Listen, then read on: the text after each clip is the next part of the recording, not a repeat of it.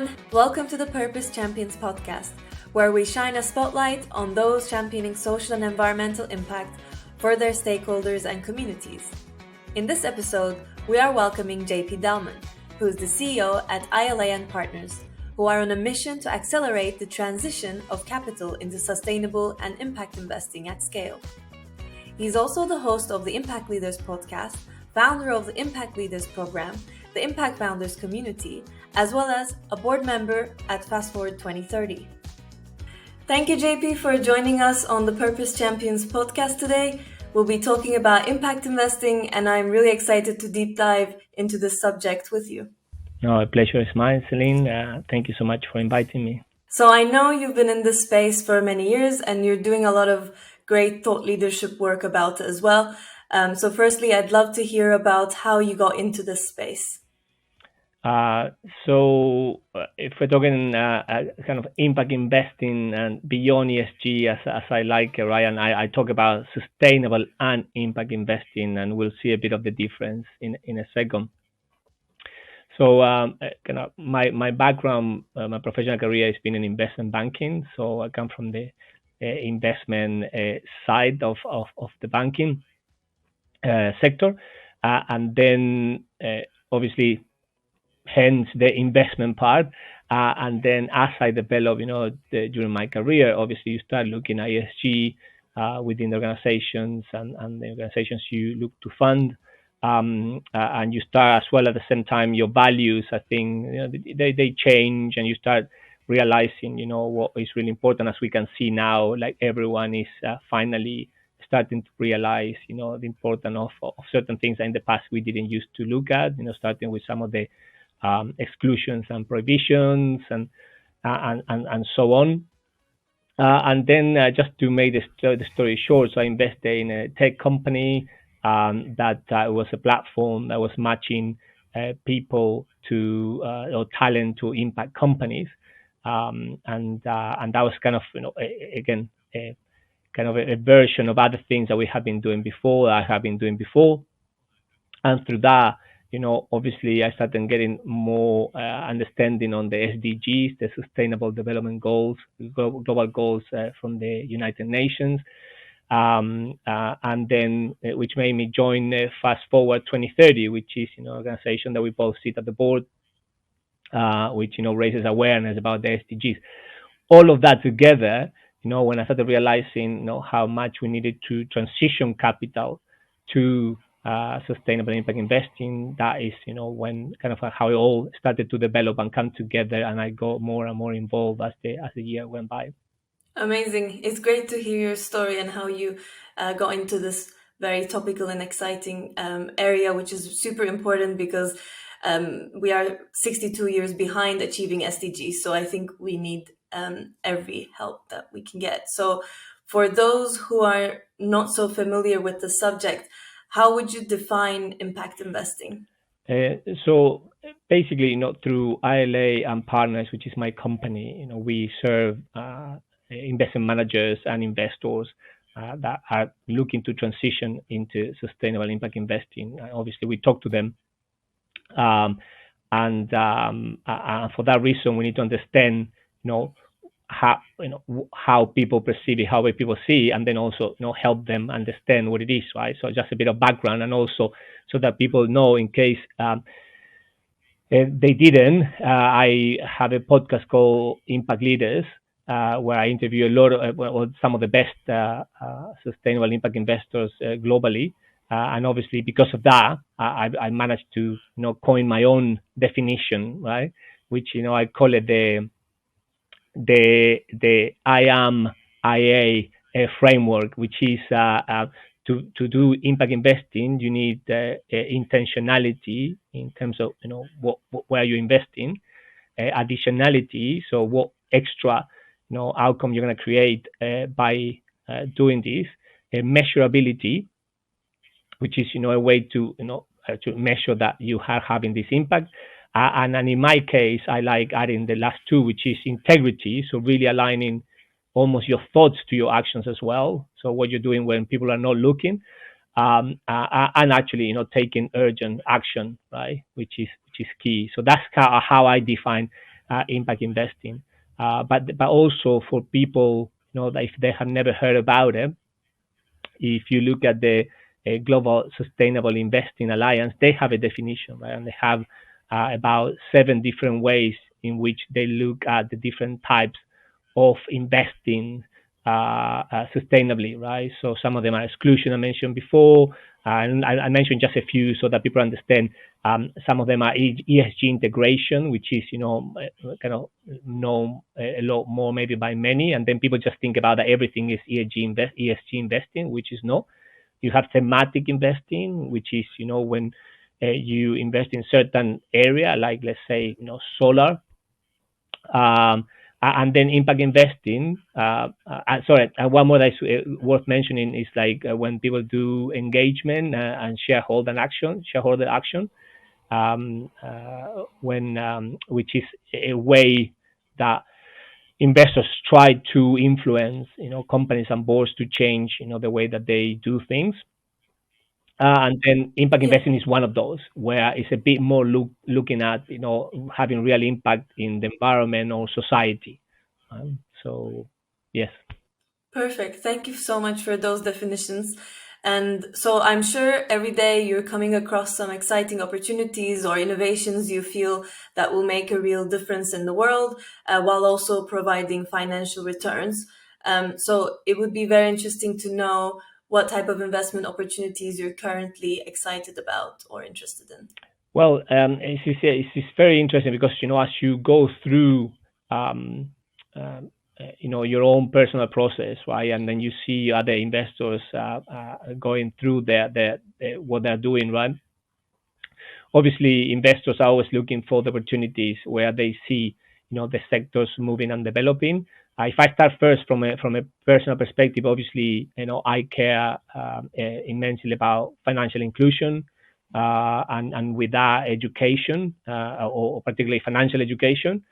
And there is a lot of work to be done there with, I think the word that is used a lot is the kind of the democratizing of impact or democratizing of finance. And there are a lot of third world countries where, like in Latin America, for example, we're working with one company, which is called eClub, and they are based, the first company, out of Paraguay, and in Latin America, in totality, there is hundreds of millions of people that have no access to any banking product whatsoever. It's all run, in cash. So there is a real need there, and obviously, they don't have never been explained, how to operate, how to manage, their. Imagine if we have a struggle sometimes in first world countries, in terms of understanding how to manage your Yeah. finances. Imagine in other countries, and entrepreneurs, inverted commas, are the base of the economy, So one or two people, companies in a way, that need to create a credit history, and they have no way to do it because then obviously they cannot get any loans and they cannot, they live on a month-to-month basis almost, and the costs are huge, right? So it's estimated that they spend up to like 15% of their income just in costs of managing everything with cash, right? So that's one part I think is interesting and definitely we need to do, especially if you believe that that if you help people do better financially, that will help them have a better quality of life. I say financial economics, or there is different concepts that are used on this area, right? And obviously, each individual may think that first is education, as in the school, or some people may think that is actually nutrition. I think there's room for everyone, and there's room for argument as well of what comes first. But in my case, I think that one is one that is very much needed, and obviously from a returns perspective, that's from an impact perspective, let's say. And from a returns perspective, for example, in the case of LATAM is the second highest return after Africa in the financial sector. So definitely, a place to go and make a difference. If you want to take your capital there. And then the other, just to kind of keep it short and that I believe, and it's not actually myself that I just believe, but it's actually Larry Fink from BlackRock talked about, that the upcoming unicorns are going to be in carbon management or carbon technology management, and I think that there is a huge potential there. I think it's the biggest opportunity with the biggest impact. So we are working on that as well with the investment fund that is focusing on, a specific growth capital for companies that are developing these solutions. And carbon management, for those that don't know, these are companies basically that are helping either capture emissions as they are produced. So if you're talking about stock, and then obviously store it, and then at the same time there's others which are, for example, using the stock, so what we have already in the environment, and looking to capture that, right? So that's some of the areas, and there are some different sectors obviously that need more help than others, like transport or constructions and things that potentially we cannot really change totally. So we need technologies, to help us just make them, less polluting. Yeah, talking about construction, retrofitting, and kind of that housing industry, as Goodsted, we're talking to quite a lot of social housing associations and professionals working in the space. So actually, I'd love to hear your thoughts around how the social and affordable housing sector can attract impact investors. Yes. So I think it's so I'm not an expert as such, but I have spoken to a couple of really good investors in actually specifically as well on social housing, or you mentioned affordable housing, and I think that in general a lot of people don't realize what this housing crisis is about. Again, it tends to be more complex than what we all think about. Some people may just think that it's just about council houses, right? As such, but it's not just that. You have access to housing. You have assisted living, for example, as people get older. You have even homelessness, right, which is an ongoing crisis, that we see even in the UK. So what I have seen is that, what I appreciate is that there are some, very clever investors that are understanding again the opportunity, within the sector, and I've seen, some very high net worth individuals that have set up, their own investment funds to try to effectively take away from councils, for example, the management of the properties, to effectively make it more, privately managed, right? With all sorts of different benefits that brings, including, economies of scales. You as an entrepreneur, that, you are a believer like me that the private sector can do a lot of really good innovation, right? And so I've seen it work. I think obviously they struggled a little bit with the scaling, because some of the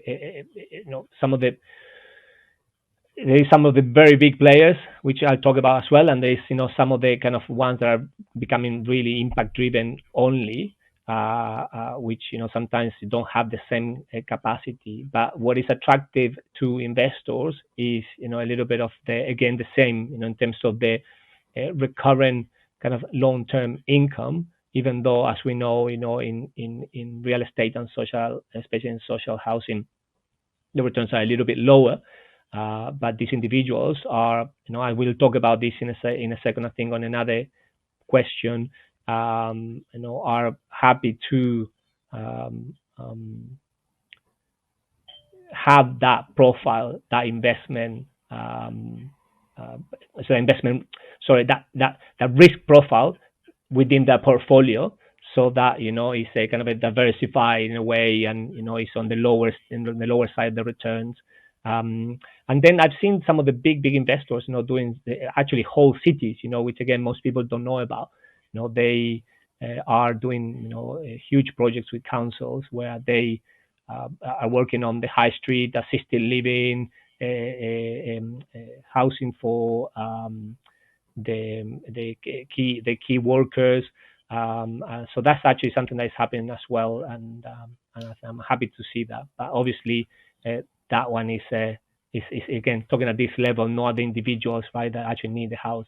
Yeah, and a quick shout out to SPI Capital and Pi Capital. I think those are the two that that I think that are doing quite interesting work, and then obviously Shredders and others. Amazing. That's very useful. I'm sure anyone who's listening who are from the social housing sector will check them out. And so, what would you advise in general to those who are pitching to impact investors? How can they pitch most effectively, and what should they think about when pitching? Yes. So on this point, I was gonna just what I was just mentioned before is first there's 2 points just to again there's a lot of things, but to be able to attract investors, as you well know, you need to talk to their needs, right, and what they're looking for. Again, if we think about it from let's say a profit and impact, or a returns and impact, which I like to simplify to talk about. So the first thing you need to do is understand what is called the spectrum of capital. So where your investor is sitting on the spectrum. Is there somebody in one side that is just caring about returns, and therefore, if we go and talk to them about impact, they may not care at all. But if you have something that provides really good returns, like such as the carbon management technology companies that we're talking about, and then and as a consequence, they create impact. You may want to talk to them about just the returns, right? And on the other side of the spectrum, you have all the way down to philanthropy, right, where people basically don't expect any return whatsoever, and it's just giving the money away. And then just before that, perhaps you have venture philanthropy, and then you have impact investing before that. So you have to understand, and many investors don't even know that they are one of these, by the way. So sometimes you have to do the work to understand, based on their portfolio and what they're doing, who they are, and what they're interested in.